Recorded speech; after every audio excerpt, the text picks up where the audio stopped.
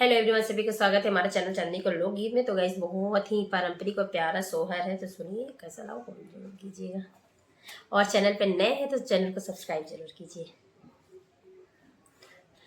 हमरा रोहिला गरभवा मनवा पोईरी के, हमरा रोहिला गरभवा मनवा बोईरी के। ससुर हमारे बोर दिल दरवा बोईर दिली लगाई, होय होय बोईर दिली लगाई।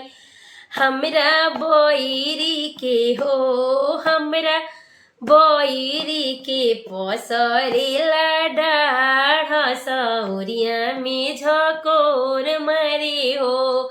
हमरा बोईरी के पोसरेला डाढ़ सौरिया में झकोर मरे हो।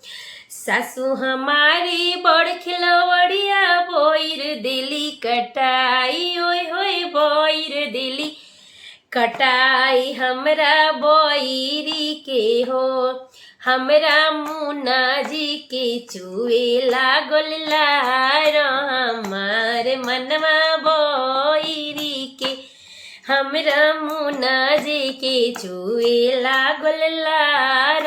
हमार मनवा बोईरी के। भसुर हमारे बड़ दिल दरवा बोईर दिली लगाई, ओय होय बोईर दिली लगाई। हमरा बोईरी के पोसरेला डाढ़ सौरिया में झकोर मरे हो। हमरा बोईरी के पोसरेला डाढ़ सौरिया में झकोर मरे हो। गोतिन हमारी बड़ खिलवड़िया बोईर दिली कटाई, ओय होय बोईर दिली कटाई। हमरा मुन्ना जी के चुए लागल लार। हमार मनवा बोईरी के, हमरा मुन्ना जी के चुए लागल लार।